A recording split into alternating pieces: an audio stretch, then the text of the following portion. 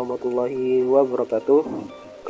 Kembali lagi bersama saya Riki Indradi Saputra. Dalam video ini saya akan membahas mengenai superkonduktor. Untuk lebih jelasnya silahkan tonton video ini. Oke.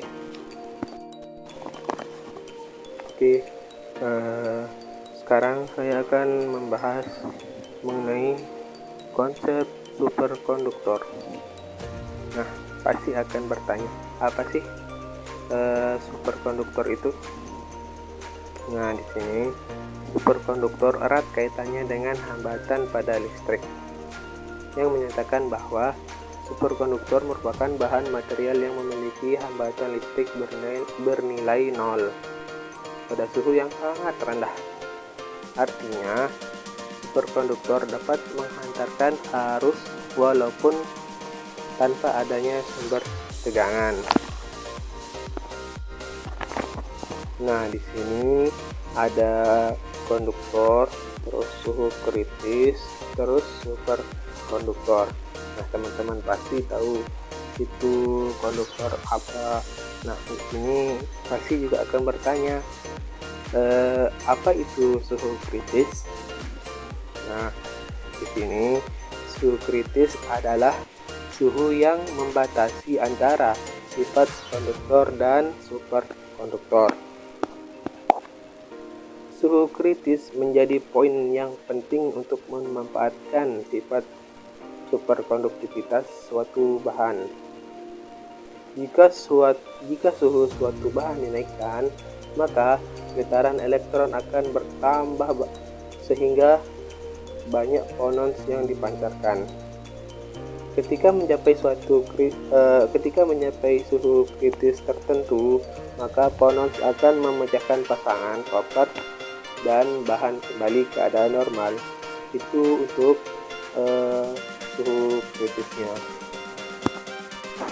Nah, untuk seterusnya di sini ada tipe-tipe superkonduktor. Nah, ada tipe 1 dan tipe 2.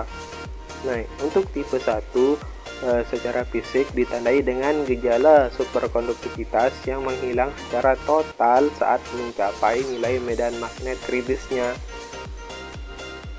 Nah, kemudian untuk tipe superkonduktor kedua atau superkonduktor tipe 2, gejala superkonduktivitasnya yang tidak menghilang secara tiba-tiba saat mencapai nilai medan magnet kritis. Namun, gejala superkonduktivitas menurun bertahap hingga sama dengan konduktor biasa. Nah, untuk contoh-contoh tipe superkonduktor 1 dan tipe superkonduktor 2, mungkin ini bisa dibaca ya. Kalau tipe superkonduktor 1 itu ada PB, LA, TA, dan seterusnya. Dan untuk tipe superkonduktor 2 ada YBA2, CU3, O3, dan seterusnya sampai ke bawah. Itu untuk contoh-contohnya. Lalu bagaimana dengan contoh bahan superkonduktor?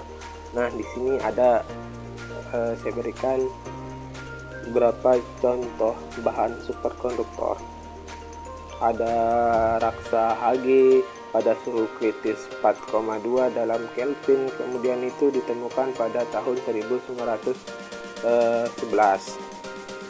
Kemudian ada timbal Tb pada suhu kritis 7,2 pada satuan Kelvin, itu ditemukan pada tahun 1913. Kemudian bisa dilihat selanjutnya ada niobium nitrida, niobium 3 timah, dan selanjutnya. Lalu bagaimana dengan aplikasi dari superkonduktor?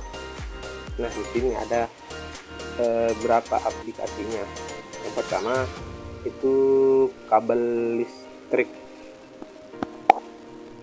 Nah, untuk saat ini kabel listrik sedang dikembangkan yang terbuat dari bahan superkonduktor. Keuntungan dari kabel superkonduktor ini adalah daya yang tidak terbuang banyak saat mengalirkan arus itu untuk kabel listrik. Kemudian yang selanjutnya itu ada kereta maglev. Nah, pasti teman-teman nanya, apa itu kereta maglev? Nah, sebenarnya itu kereta maglev berarti kereta yang mengambang secara magnetis. Kereta ini secara konsisten dikembangkan pada tahun 2004 di Jepang dan mengadopsi teknologi dari Jerman. Di tahun yang sama, Cina justru mendahului Jepang untuk meresmikan penggunaan kereta ini. Mahalnya biaya pembuatan rel menjadikan kereta maglev hanya digunakan secara komersil pada tahun 2007 oleh dua negara saja, yakni Jepang dan Cina yang menggunakannya. Sederhananya, kereta maglev adalah kereta tanpa roda yang menggunakan tenaga magnet untuk melayang, menggerakkan, dan mengontrol jalannya kereta. Kereta dengan teknologi maglev sangat mungkin menggantikan transportasi massal dengan kecepatan yang tinggi, percepatan besar, efisiensi energi yang tinggi, dan ramah lingkungan.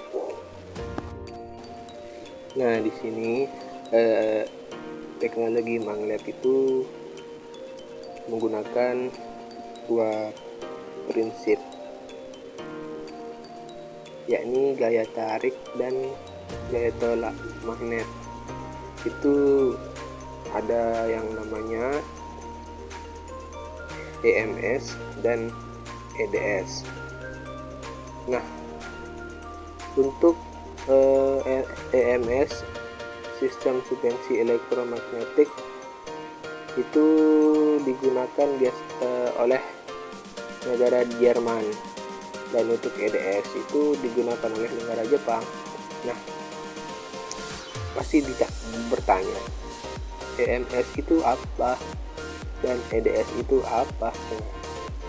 EMS ini menggunakan prinsip gaya tarik menarik, dan EDS itu menggunakan gaya tolak magnet. Nah, selanjutnya itu gimana sih ilustrasi pemasangan magnet pada rel dan kereta maglev? Nah, di sini ada gambar itu bisa dilihat. Nah, berdasarkan gambar tersebut, adanya jajaran magnet di sepanjang dinding dan di sepanjang kereta. Huruf U menunjukkan utara dan S menunjukkan kutub selatan. Nah, jajaran magnet di sepanjang dinding ini dihasilkan oleh arus listrik bolak-balik dari stasiun-stasiun terdekat. Kutub utara di gerbong kereta paling depan ditarik oleh kutub selatan dan ditolak oleh kutub utara dinding lintasan. Hal ini sama terjadi pada sisi kereta yang lain.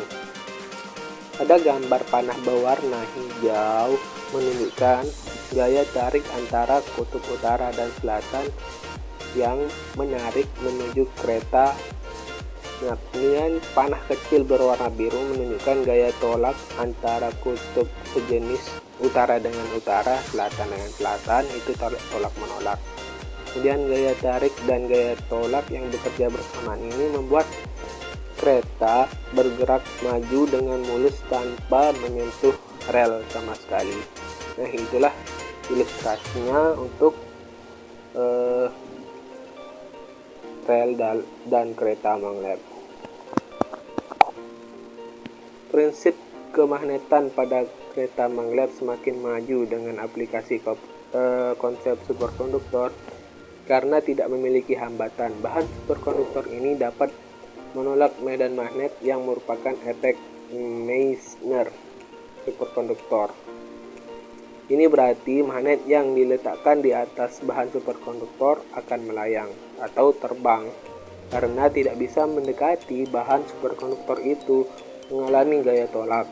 Oleh karena itu, aplikasi superkonduktor pada kereta magnet merupakan perhatian utama dalam keaktifan gaya tolak-menolak magnet yang digunakan sebagai prinsip dasar kereta magnet. Nah, itu beberapa aplikasi dari superkonduktor. Semoga bermanfaat. Demikian yang bisa saya sampaikan. Kurang dan lebihnya mohon maaf.